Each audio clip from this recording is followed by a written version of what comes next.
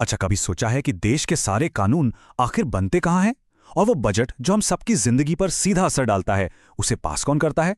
और हाँ, एक बहुत ही दिलचस्प सवाल, ये मनी बिल सिर्फ और सिर्फ लोकसभा में ही क्यों पेश किया जा सकता है? इन सारे सवालों का जवाब सिर्फ एक जगह है, भारत की संसद में।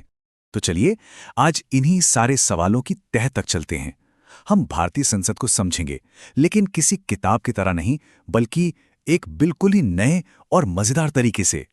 सोचिए, एक बहुत बड़ी कानून बनाने की फैक्ट्री है। जी हाँ, और ये कोई ऐसी वैसी फैक्ट्री नहीं है। यहाँ हमारे देश की तकदीर लिखने वाले, हमारे भविष्य को दिशा देने वाले सबसे जरूरी कानून तैयार होते हैं। तो हर बड़ी फैक्ट्री की तरह हमारी इस कानून बनाने वाली फैक्ट्री का भी एक मजबूत ढांचा है, एक कोर स्ट्रक्चर। संविधान के आर्टिकल 79 के मुताबिक इसके 3 सबसे अहम हिस्से हैं, और मजे की बात यह है कि इन तीनों के बिना कोई भी कानून बन ही नहीं सकता। तो इस फैक्ट्री का मैनेजमेंट कैसा है? देखिए, सबसे ऊपर हैं प्रेसिडेंट, जो इस फैक्ट्री के मालिक की तरह हैं, मतलब हर कानून पर फाइनल मोहर यही लगाते हैं। फिर आती है लोकसभा, जहां हैं असली वर्कर्स। ये वो लोग हैं जिन्हें हम और आप सीधे वोट देकर चुनते हैं। और फिर है राज्यसभा, जो कि अनुभवी सुपरवाइजर्स की टीम है। इनका काम है हर चीज पर पैनी नजर रखना। इसे याद रखने की एक बहुत आसान ट्रिक है। P मतलब president plus LS Lok Sabha plus RS Rajya Sabha is equal to parliament. तो इन वर्कर्स यानी लोकसभा और सुपरवाइजर्स यानी राज्यसभा में फर्क क्या है? देखिए, लोकसभा को हाउस ऑफ द पीपल भी कहते हैं, क्योंकि जनता इन्हें सीधे 5 साल के लिए चुनती है। और क्योंकि ये सीधे जनता के नुमाइंदे हैं, पैसों से जुड़े मामलों में ज्यादा पावर इन्हें ही दी गई है। दूसरी तरफ है राज्यसभा, जिसे काउंसिल ऑफ स्टेट्स कहते हैं। ये एक परमानेंट हाउस है जो कभी भंग नहीं होता। इसका मेन काम है ये देखना कि कोई भी कानून जल्दबाजी में पास ना हो जाए। तो चलिए अब इस फैक्ट्री की असली असेंबली लाइन पर चलते हैं और देखते हैं कि एक बिल कैसे कानून बनता है। मान लीजिए एक नया बिल है जिसका नाम है डिजिटल सुरक्षा बिल। अब ये बिल कानून बनने के अपने सफर पर निकल चुका है। तो हमारे डिजिटल सुरक्षा बिल का सफर शुरू होता है। सबसे पहले इसे लोकसभा की असेंबली लाइन पर रखा जाता है।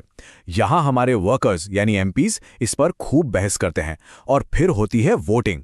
अगर यहाँ से ये पास हो गया तो बिल जाता है क्वालिटी कंट्रोल के लिए, यानी राज्यसभा के सुपरवाइजर्स के पास। और अगर वहां से भी इसे हरी झंडी मिल गई तो ये पहुंचता है अपने आखिरी पड़ाव पर, यानी मालिक प्रेसिडेंट के सिग्नेचर के लिए। अब इतनी बड़ी असेंबली लाइन को चलाने के लिए एक फ्लोर मैनेजर की भी तो जरूरत पड़ेगी, है ना? तो ये मैनेजर हैं लोकसभा के स्पीकर। आर्टिकल 93 के हिसाब से स्पीकर की जिम्मेदारी है कि हाउस में डिसिप्लिन बना रहे और सारा काम बिना किसी रुकावट के चलता रहे, बिल्कुल एक क्लास टीचर की तरह। अब आता है इस प्रोसेस का सबसे पहला और सबसे जरूरी पड़ाव। चलिए देखते हैं कि लोकसभा के वर्कर्स हमारे डिजिटल सुरक्षा बिल पर कैसे बहस करते हैं और वोटिंग के जरिए इसकी किस्मत का फैसला कैसे होता है। तो इस फैक्ट्री में फैसले होते कैसे हैं? आर्टिकल 100 साफ कहता है, सब कुछ वोटिंग से तय होगा। अगर ज्यादातर सदस्य बिल के पक्ष में हैं तो मतलब बिल पास।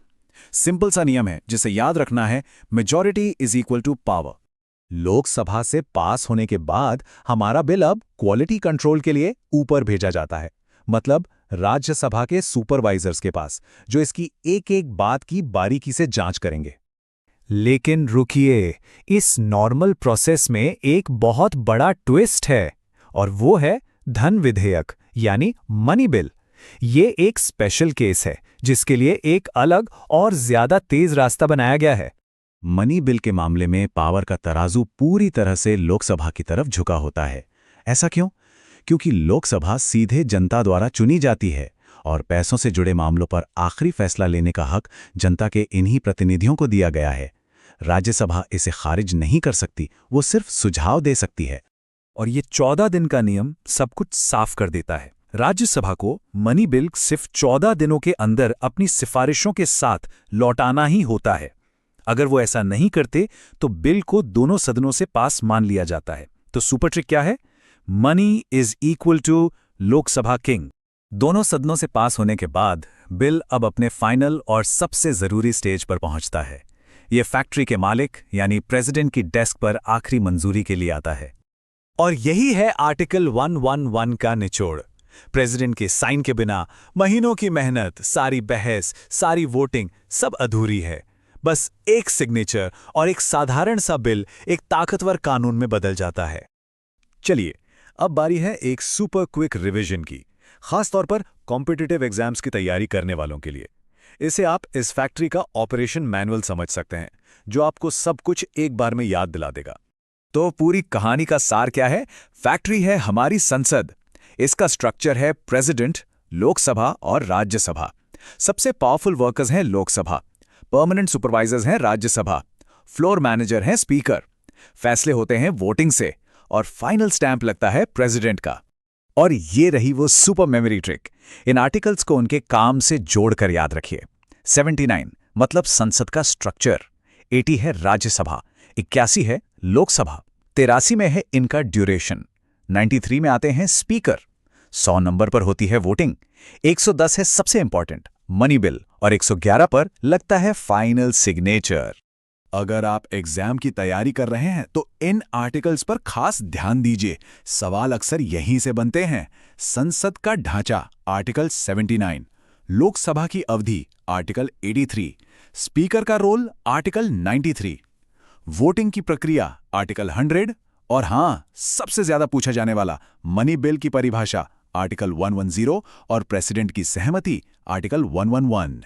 तो अब समझ आया कि देश के कानून बनाने की ये विशाल फैक्ट्री आखिर काम कैसे करती है। ये एक जटिल लेकिन बहुत ही शानदार प्रक्रिया है जो हमारे लोकतंत्र की असली बुनियाद है। अगर इस अनोखे तरीके से समझने में मजा आया हो तो इसे लाइक जरूर करें और ऐसे ही और भी एक्सप्लेनर्स के लिए सब्सक्राइब करना ना भूलें। अगली बार हम समझेंगे कि भारत की सुप्रीम कोर्ट कैसे काम करती है। मिलते हैं।